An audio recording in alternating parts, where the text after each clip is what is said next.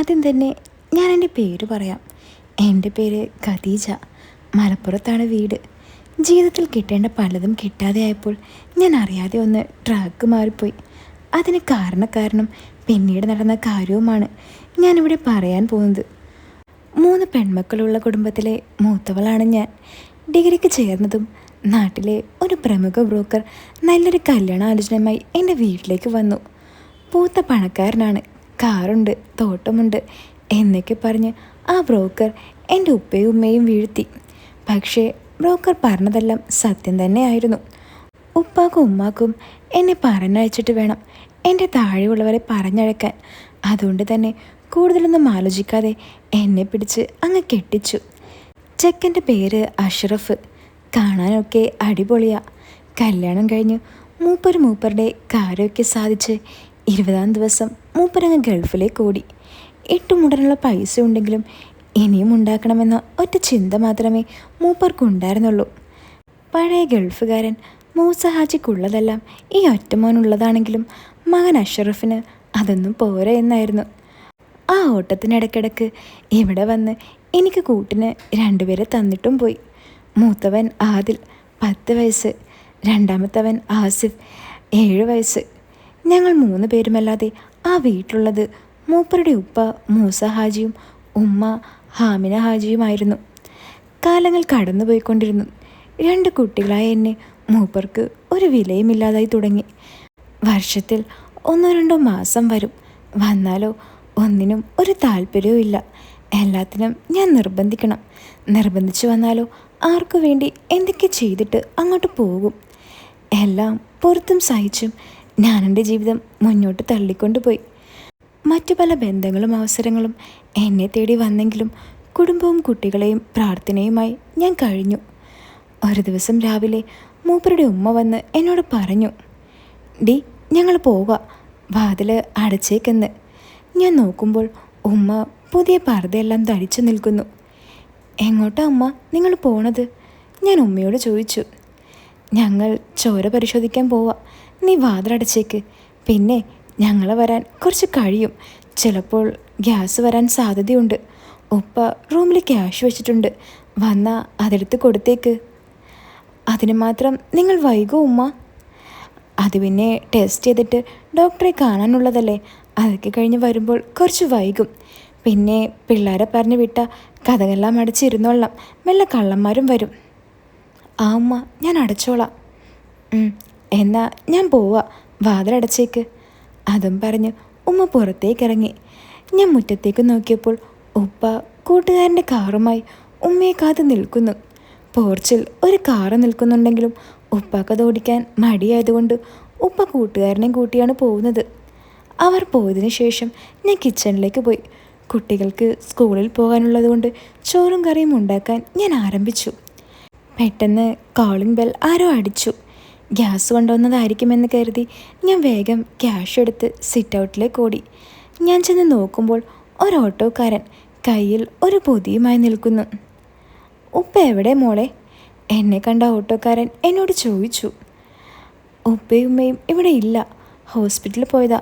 എന്താ?" "ഞാൻ ഉപ്പ പറഞ്ഞിട്ട് വന്നതാ. എന്നാ ഇത് വാങ്ങിക്കോ, ഇറച്ചിയാ." അയാൾ ആ പൊതി എൻ്റെ നേരെ നീട്ടി. ഞാനത് വാങ്ങാനായി കൈ നീട്ടിയപ്പോൾ അയാളെന്നെ നോക്കി ഒന്ന് ചിരിച്ചു. അയാളുടെ നിഷ്കളങ്കമായ ചിരി കണ്ട് ഞാനും ഒന്ന് ചിരിച്ചു. "അഷ്റഫ് വിളിക്കാറുണ്ടോ?" അയാൾ ആ പൊതി എൻ്റെ കയ്യിൽ തന്നിട്ട് എന്നോട് ചോദിച്ചു. അടുപ്പത്തിരിക്കുന്ന കറിയും ഓർത്ത് ഞാൻ അയാളോട് പറഞ്ഞു, "ആ, വിളിക്കാറുണ്ട്." "എന്നാ ഇനി അവൻ വിളിക്കുമ്പോൾ പറഞ്ഞേക്ക് ഷംസു ചോദിച്ചിരുന്നു എന്ന്. അവനിപ്പോൾ നമ്മളെയൊക്കെ മറന്നു. ഒരു കാലത്ത് പറന്ന് നടന്നവരാ." അയാൾ പറഞ്ഞു. ഞാനൊന്ന് മൂളി. "എന്തു പറ്റി? ഒരു വെപ്രാളം വല്ലതും അടുപ്പിൽ വെച്ചിട്ടുണ്ടോ?" എൻ്റെ വെപ്രാളം കണ്ട് അയാളിനോട് ചോദിച്ചു. "ആ, ഞാൻ കുട്ടികൾക്കുള്ള ഫുഡ് റെഡിയാക്കിക്കൊണ്ടിരിക്കുക. അവർക്ക് ക്ലാസ്സിൽ പോകുമ്പോൾ കൊണ്ടുപോകാനുള്ളതാ." "ഓ, എന്നാൽ ശരി, പൊക്കോ, കറി അടുക്കി പിടിക്കും." അയാൾ അത് പറഞ്ഞത് കേട്ട് ഞാൻ വേഗം ആ ഇറച്ചിപ്പൊതിയുമായി അകത്തേക്ക് ഓടി. റൂമിൽ ചെന്ന് 2 പേരെയും ഉറക്കത്തിൽ നിന്ന് തട്ടി വിളിച്ച് ഞാൻ കിച്ചണിലേക്ക് ഓടി. ഞാൻ ചെന്നപ്പോഴേക്കും കറി ലേശം അടുക്കി പിടിച്ചിരുന്നു. ഞാൻ അടുപ്പിൽ നിന്നും കറിച്ചിട്ടി ഇറക്കി വെച്ചതും വീണ്ടും ആരോ കോളിംഗ് ബെല്ലടിച്ചു. എനിക്കത് കേട്ടപ്പോൾ ദേഷ്യമാണ് വന്നത്. ഇവിടെ മനുഷ്യന് നൂറുകൂട്ടം പണിയുണ്ട്. അപ്പോഴാണ് ഇവർക്കൊക്കെ ഇങ്ങോട്ട് വരാൻ തോന്നിയത്. ഞാൻ മനസ്സിൽ പ്രായിക്കൊണ്ട് അങ്ങോട്ട് പോയി നോക്കി. സിറ്റ് ഔട്ടിൽ ചെന്നപ്പോൾ ദാ നിൽക്കുന്നു നേരത്തെ വന്ന ഷംസൂക്ക. എന്താ ഇക്ക? ഷംസൂക്ക എന്തിനാ വീണ്ടും വന്നതെന്നറിയാതെ ഞാൻ ചോദിച്ചു.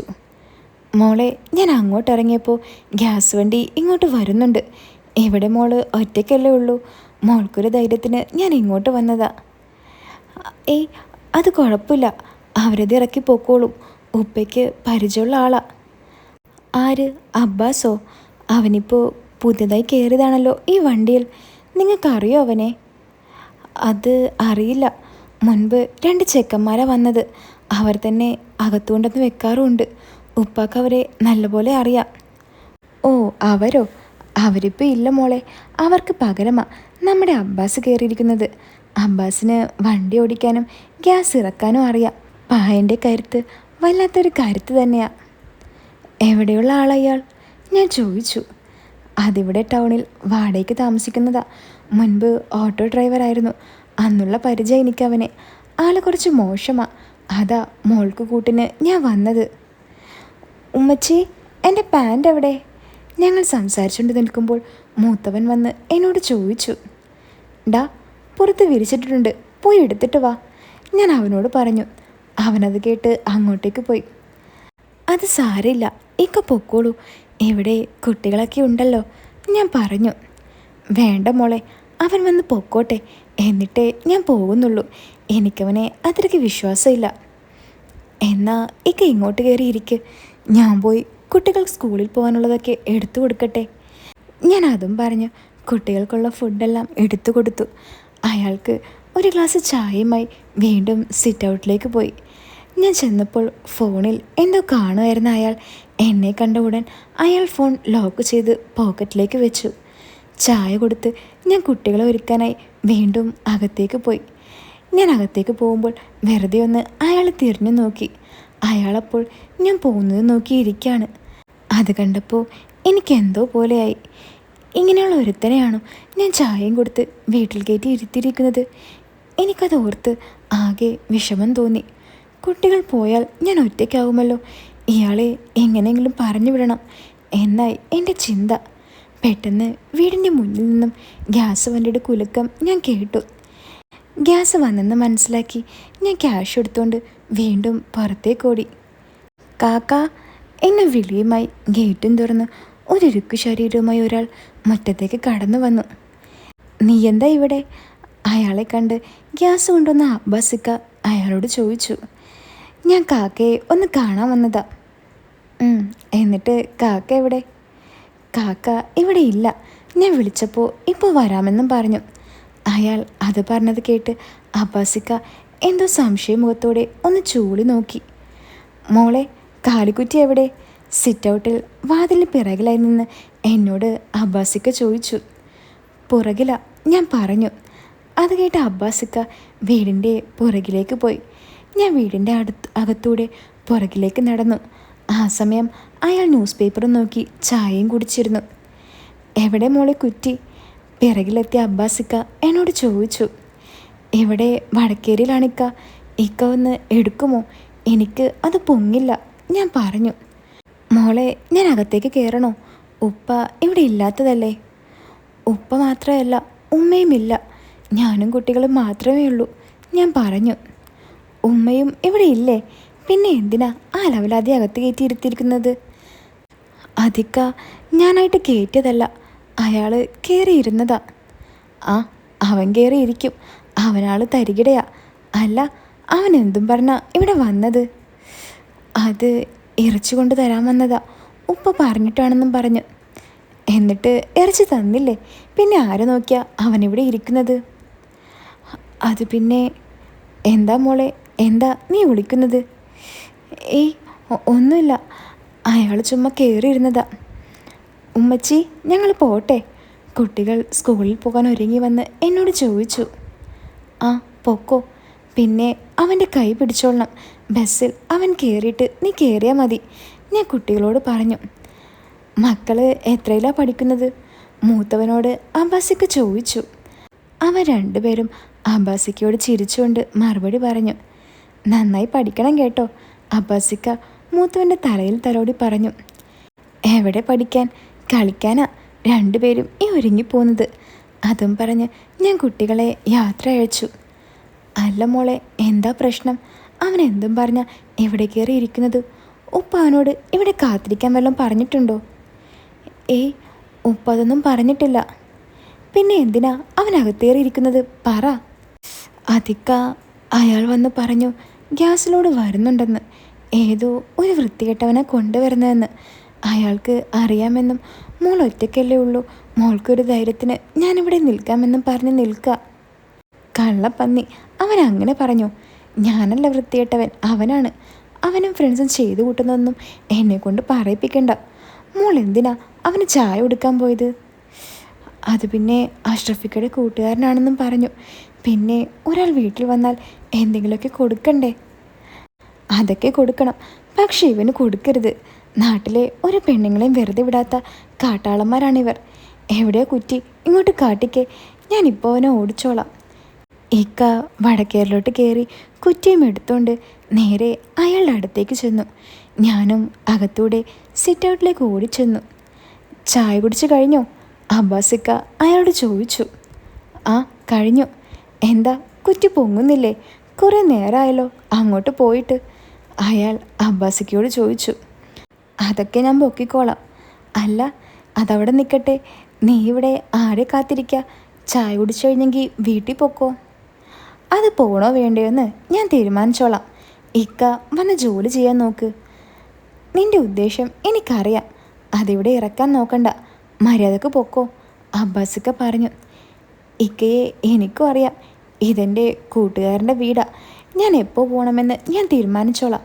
ഇക്ക വേഗം സ്ഥലം കാലിയാക്കാൻ നോക്ക്. മോളെ, നീ ഉപ്പാക്ക് വിളിച്ച് എവിടെ എത്തിയെന്ന് ചോദിക്കൂ. ഉപ്പ വന്നിട്ടേ ഞാനിവിടുന്ന് പോകുന്നുള്ളൂ, അബ്ബാസിക്ക പറഞ്ഞു. അബ്ബാസിക്ക പറഞ്ഞത് കേട്ട് ഞാൻ ഫോണെടുത്ത് ഉപ്പാക്ക് വിളിച്ചു. എത്ര വിളിച്ചിട്ടും ഉപ്പ ഫോൺ എടുക്കുന്നുണ്ടായിരുന്നില്ല.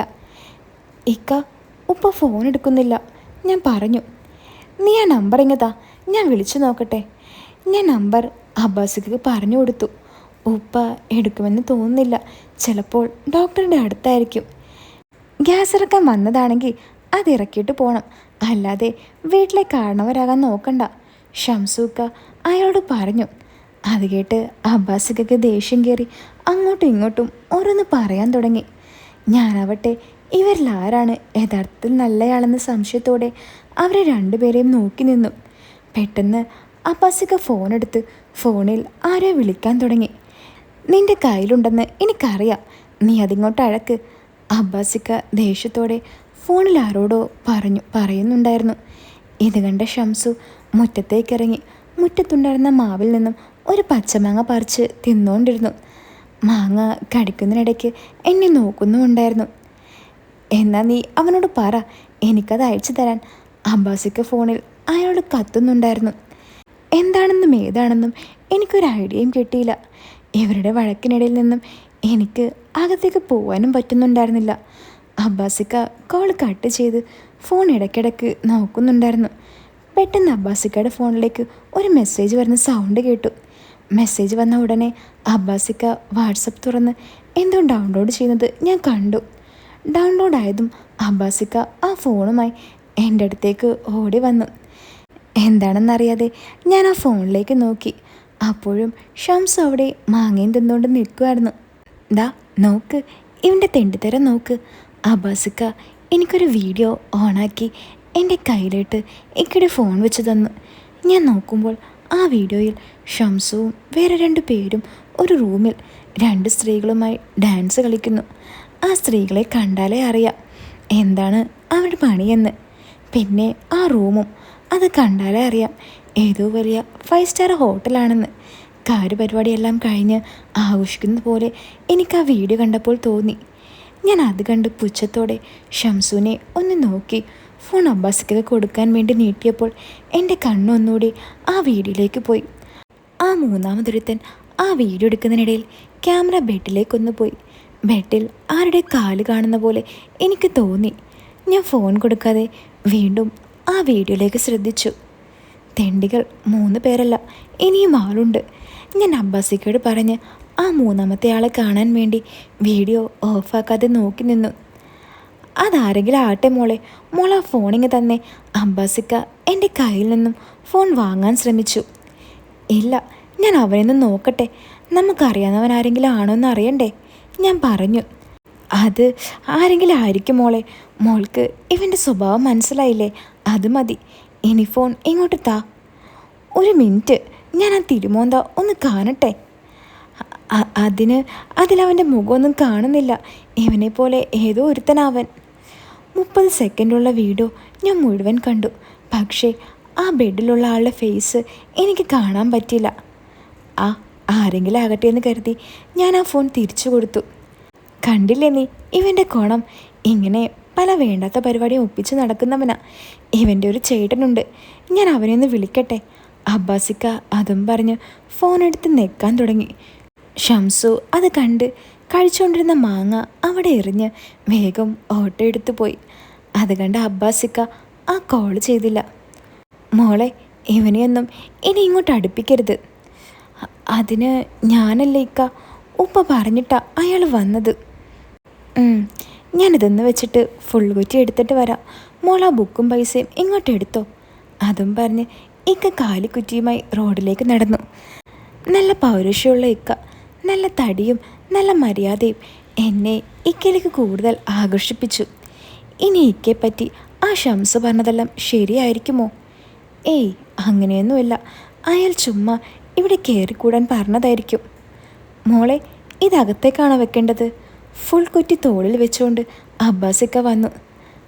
ഇക്ക, അകത്തേക്ക് വെച്ചേക്ക്. ഞങ്ങളെ കൊണ്ട് ആർക്കും അത് പൊക്കി അകത്തേക്ക് വെക്കാൻ പറ്റില്ല. ഞാൻ പറഞ്ഞത് കേട്ട് ഇക്ക അത് പൊക്കിക്കൊണ്ട് വീടിൻ്റെ പുറകിലേക്ക് നടന്നു. ഞാനും വീടിനടുത്തൂടെ അങ്ങോട്ടേക്ക് നടന്നു. നേരത്തെ എടുത്തവിടെ വെച്ചാൽ മതിയോ മോളെ? ഇക്ക കുറ്റിയും തോളിൽ വെച്ച് എന്നോട് ചോദിച്ചു. അകത്തേക്കുള്ള കതവ് തുറന്നു കൊടുത്ത് ഞാൻ പറഞ്ഞു, ഇക്ക അവിടെ വെച്ചാൽ മതി, മറ്റേത് തീരുമ്പോൾ ഞങ്ങളെടുത്ത് മാറ്റിക്കോളാം. ഞാനത് പറഞ്ഞതും ഇക്ക വടക്കേറിലേക്ക് നടന്ന് തോളിൽ നിന്നും ആ കുറ്റി ഇറക്കി വെച്ചു. മോളെ, കുടിക്കാൻ കുറച്ച് വെള്ളം കാട്ടിക്ക്, ഭയങ്കര ദാഹം. ചായ തരട്ടെ ഇക്ക? ഞാൻ ചോദിച്ചു. ഏയ്, ചായയൊന്നും വേണ്ട, ഞാൻ കുടിച്ചിട്ടാ വന്നത്.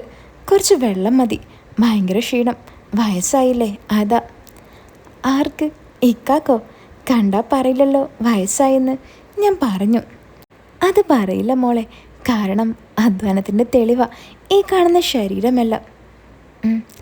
ഞാൻ പോയി ഇക്കാക്കൊരു ഗ്ലാസ് വെള്ളവുമായി വന്നു. എൻ്റെ കയ്യിൽ നിന്നും ആ വെള്ളം മേടിച്ച് ഇക്ക ആ കുറ്റിയിൽ തന്നെ ഇരുന്ന് എന്നോട് സംസാരിക്കാൻ തുടങ്ങി. എൻ്റെ ഉള്ളിൽ ചെറിയൊരു ഭയം കയറാൻ തുടങ്ങിയിരുന്നു. വീട്ടിലാണെങ്കിൽ ഞാൻ ഒറ്റയ്ക്ക്, ചുറ്റും വലിയ ആഡംബര മതിലുകൾ, ഒന്ന് വിളിച്ചാൽ പോലും ഒരാൾ കേൾക്കില്ല. എന്നാലും എൻ്റെ മനസ്സ് ഇക്കയോട് സംസാരിക്കാനായി ആഗ്രഹിച്ചുകൊണ്ടിരുന്നു. ഒന്ന് സംസാരിച്ചെന്ന് വെച്ച് ഇപ്പം എന്ത് വരാനാ, വേറൊന്നും ചെയ്യുന്നില്ലല്ലോ എന്നായിരുന്നു എൻ്റെ വിശാല മനസ്സിനെ ഞാൻ പറഞ്ഞ് മനസ്സിലാക്കിയത്. മോൾക്കെന്താ ഒരു പേടി? വെള്ളം കുടിക്കുന്നതിനിടയിൽ അബ്ബാസിക്ക പെട്ടെന്ന് എന്നോട് ചോദിച്ചു. ഏയ്, പേടിയൊന്നുമില്ല, ഞാൻ ചുമ്മാ ആ ഷംസ് പറഞ്ഞത് ഓർത്തു പോയതാ. എന്ത്? അവൻ എന്നെപ്പറ്റി പറഞ്ഞതോ? ഏയ്, അതല്ല. മോള് പേടിക്കണ്ട, ഞാൻ പോകാം. പിന്നെ ഇനി ഇങ്ങനെ ആരെങ്കിലും വരികയാണെങ്കിൽ കതക് തുറന്ന് അങ്ങോട്ട് ചെന്ന് കൊടുക്കണ്ട. വല്ലതും ചെയ്തിട്ട് അവരങ്ങ് പോകും. ഒന്നാമത് വീട്ടിലാരും ഇല്ലാത്തതാണ്. പിന്നെ അങ്ങനെ ചെയ്തിട്ട് പോകാൻ ഞാനങ്ങ് നിന്ന് കൊടുക്കുകയല്ലേ. എനിക്കുമുണ്ട് 2 കൈയും കാലും, ഞാൻ പറഞ്ഞു. അതുമാത്രമല്ലല്ലോ, അവർക്ക് വേണ്ടതും നിൻ്റെ അടുത്തില്ലേ, അതാണ് പ്രശ്നം. അബ്ബാസിക്ക എന്നെ നോക്കി ചിരിച്ചുകൊണ്ട് പറഞ്ഞു. അബ്ബാസിക്കയുടെ ചിരിയും ആ സംസാരവും എന്നെ വീണ്ടും ഭയപ്പെടുത്താൻ തുടങ്ങി. ഇയാളൊന്ന് പോയെങ്കിലെന്ന് മനസ്സ് പറയുന്നുണ്ടെങ്കിലും പോയാൽ ഞാൻ ഒറ്റയ്ക്കാകും. ഇവിടെ നിന്ന് എനിക്കെന്തെങ്കിലും സംസാരിച്ചിരിക്കാമല്ലോ എന്ന് ഞാൻ വിചാരിച്ചു. അല്ല ഇക്ക, ഇക്കയുടെ വീട്ടിൽ ആരൊക്കെയുണ്ട്? ഞാൻ വിഷയം മാറ്റി ചോദിച്ചു. വീട്ടിലിപ്പോൾ ആരുമില്ല, അതുകൊണ്ട് ഞാൻ ആ വീടങ്ങ് വിറ്റു. ഇപ്പോൾ ഞാൻ വാടകയ്ക്ക് താമസിക്കുക. അതെന്തു പറ്റി? വീട്ടുകാരെല്ലാവരും എവിടെ പോയി? പെണ്ണുമ്പുള്ള ഒരുത്തൻ്റെ കൂടെ ഒളിച്ചോടിപ്പോയി. പിന്നെ ഒരു മകനാ, അവൻ മലേഷ്യയിലേക്ക് പോയതാ. പിന്നെ നാട്ടിലേക്ക് കാല് കുത്തിയിട്ടില്ല. ഏ, ഒളിച്ചോടി പോയോ? അതെപ്പോ? ആ, അതൊക്കെ പോയി. ഒരു വീട്ടിൽ നിൽക്കാൻ പോയതാ. അവിടെയുള്ള ഒരുത്തനും അവളും കാര്യം നടത്തി. അത് കണ്ട അവൻ്റെ ഭാര്യ പ്രശ്നമുണ്ടാക്കി വീട്ടുകാരെയും നാട്ടുകാരെയും അറിയിക്കും മുമ്പ് അവൻ എൻ്റെ ഭാര്യയും കൊണ്ട് നാട് വിട്ടു. ആർക്ക് പോയി? അവൾക്ക് പോയി. അല്ലാതെ എന്താ? അതെന്താ ഇക്ക? അല്ല, അവൾക്ക് കൊടുക്കാനുള്ളതെല്ലാം ഞാൻ വയർ നിറച്ച് കൊടുക്കുന്നുണ്ടായിരുന്നു. അത് തികയാനിട്ടല്ലേ അവൾ അവനുമായി. ഇപ്പോൾ എന്തായി? എനിക്ക് സുഖമായി. അതെന്തു പറ്റി ഇക്ക? അത് ഞാൻ പുറത്തിറങ്ങിയിട്ട് പറയാം. എങ്ങനെ അകത്ത് കയറിയിരിക്കുന്നത് ശരിയല്ല. പെട്ടെന്ന് ഉപ്പയും ഉമ്മയും വന്നാലോ? അതും പറഞ്ഞ് അബ്ബാസൊക്കെ പുറത്തേക്കിറങ്ങി. അവിടെ ഒരു മതിലിരുന്ന് എന്നോട് പറഞ്ഞു, അവന് പോയി, അല്ലാതെ എനിക്കെന്താ? എനിക്കവൻ്റെ സുന്ദരിയായ ഭാര്യയെ കിട്ടിയില്ലേ. ഏ, ആരുടെ ഭാര്യയുടെ കാര്യ ഇക്കേ പറയുന്നത്? എനിക്കൊന്നും മനസ്സിലാവുന്നില്ല. ഞാൻ പറഞ്ഞു, അത് ഞാൻ എൻ്റെ ഭാര്യ പോയ വിഷമത്തിൽ ഇടയ്ക്ക് അവിടെ പോയി അന്വേഷിക്കും. ആ പെണ്ണാണെങ്കിൽ ഭർത്താവ് ഇങ്ങനെ പോയതുകൊണ്ട് അവളുടെ വീട്ടിലേക്ക് പോയി ഫുൾ കരച്ചിലും ബഹളവുമാ. ഞാൻ ഇടയ്ക്ക് ചെന്ന് ഞങ്ങൾ പരിചയത്തിലായി. ഒരു ദിവസം അവളുടെ വീട്ടിൽ ആരുമില്ലായിരുന്നു. ആകെയുള്ളത് ഒരു ഉപ്പയും ഉമ്മയും അനിയനുമാണ്. അവരാ അനിയനുമായി ഹോസ്പിറ്റലെങ്ങാനും പോയതായിരുന്നു. എന്നെ അവൾക്ക് നല്ല കാര്യമാണ്. ഞാൻ ചെല്ലുന്നതും സമാധാനിപ്പിക്കുന്നതും അവൾക്കൊരു ആശ്വാസമായിരുന്നു. എന്നിട്ട് ആ ദിവസം ഞാൻ അവളോട് ചോദിച്ചു, നീ ഇത് എങ്ങനെയാ കണ്ടതെന്ന്. എന്ത്? അന്നത്തെ പരിപാടിയില്ലേ, അല്ലാതെ എന്ത്? ഓ, അവരത് നേരിട്ട് കണ്ടിട്ടാണോ വഴക്കിട്ട് പോയത്? ആ മോളെ, ഈ പെണ്ണെന്ന് ആരുടെ കല്യാണത്തിന് മറ്റോ എന്തിനോ പോയതായിരുന്നു. വീട്ടിൽ വന്ന് നോക്കുമ്പോൾ വീടുള്ളിൽ നിന്നും പൂട്ടിയിരിക്കുന്നു. ആ ചെറുക്കൻ്റെ കാറും ചെരുപ്പും മുറ്റത്തുണ്ട്. ഈ പെണ്ണിന് ഡൗട്ടടിച്ച് ഈ പെണ്ണ് നേരെ പുറകിലുള്ള ജനവാതിൽ പോയി നോക്കി. അപ്പോൾ അത് തുറന്നു കിടക്കായിരുന്നോ? ആണെന്ന് തോന്നുന്നു. ഞാനതൊന്നും ചോദിച്ചില്ല. അതൊക്കെ അറിഞ്ഞിട്ട് ഇപ്പോൾ എന്തിനാ? നമുക്കറിയേണ്ടത് മറ്റതല്ലേ. എന്നിട്ടെന്താ? അവൾ അതിലൂടെ നോക്കി. എല്ലാം കണ്ണും മനസ്സും നിറയെ കണ്ടു. അതെല്ലാം അവൾ എനിക്ക് വള്ളിപൊള്ളി വിടാതെ പറഞ്ഞും തന്നു. അങ്ങനെയൊക്കെ പറഞ്ഞു തന്നു? ഞാൻ ചോദിച്ചു. എനിക്കറിയാൻ പാടില്ല. അവൾ കണ്ടതെല്ലാം നല്ല പച്ചയ്ക്ക് തന്നെ എന്നോട് പറഞ്ഞു. അത് കേട്ട പിന്നെ ആർക്കാ വലുതും തോന്നാത്തത്? എനിക്ക് തോന്നി. കുറച്ച് കഴിഞ്ഞപ്പോൾ അവൾക്കും തോന്നി. പിന്നെ ഞങ്ങൾ ഒന്നും നോക്കില്ല. അവർക്കുള്ള ഒരു പ്രതികാരമായി ഞങ്ങളങ്ങോട്ട് പൊളിച്ചടക്കി. അത് കൊള്ളാലോ. ഇപ്പോൾ ആർക്കും ഒരു പ്രശ്നമില്ലേ? അല്ല, അവരിപ്പോൾ എവിടെയുണ്ട്? ഞാൻ ചോദിച്ചു. അപ്പോൾ ഈ കഥയുടെ ബാക്കി കേൾക്കാൻ നിങ്ങൾക്ക് ആഗ്രഹമുണ്ടോ? ഉണ്ടെങ്കിൽ വീടൊന്ന് ലൈക്ക് ചെയ്യാനും ചാനൽ ഒന്ന് സബ്സ്ക്രൈബ് ചെയ്യാനും മറക്കരുതേ. അതുപോലെ സെക്കൻഡ് പാർട്ട് കേൾക്കാൻ ആഗ്രഹമുണ്ടെങ്കിൽ കമൻറ്റ് ബോക്സിൽ ഒന്ന് കമൻറ്റ് ചെയ്യണേ. അപ്പോൾ പുതിയൊരു വീഡിയോ ആയിട്ട് നമുക്ക് വീണ്ടും കാണാം. എല്ലാവരും കാത്തിരിക്കുക.